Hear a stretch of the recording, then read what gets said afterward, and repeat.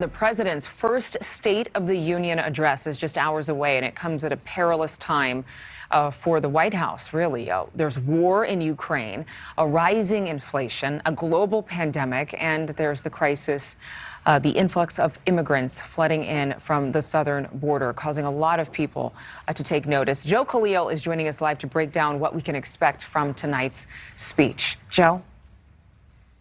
Hey, good morning, Adrian. So the indication is that President Biden's going to try to find a balance between addressing the real hurt that people are feeling with inflation and some of the other crises, and at the same time try to also hit a hopeful tone for the future moving forward. We know he's got to turn his low polling numbers around. Certainly the White House is aware of that. And clearly they're going to address the crisis, which is now full-blown war in Ukraine.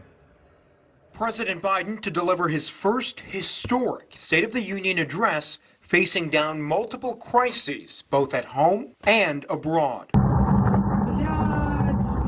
The war in Ukraine will serve as an unavoidable backdrop for the president's speech. This will be a time, I think, for Biden to reestablish American leadership in the world. Senator Mark Warner, chairman of the Senate Intelligence Committee, says the U.S. and our NATO allies should continue to send more weapons and aid to Ukraine, something he hopes President Biden outlines during his speech. And in response to NewsNation polling that shows 45% of Americans support the U.S. committing to defend Ukraine. Are you surprised that the level of support has been so high?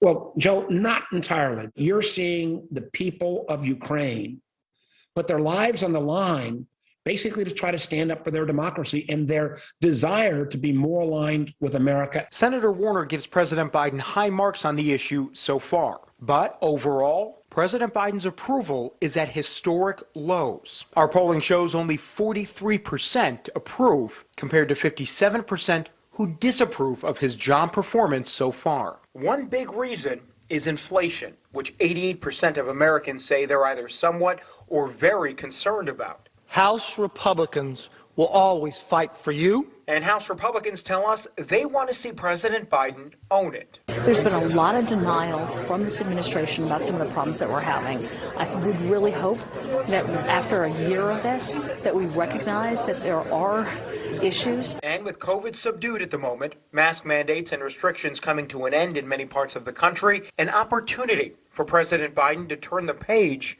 on the pandemic.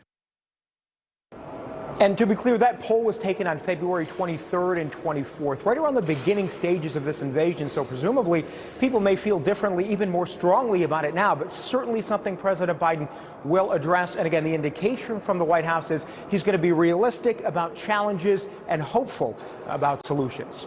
Thank you so much for watching. Make sure to click on the red subscribe button below so you can get more of NewsNation's fact-driven, unbiased coverage.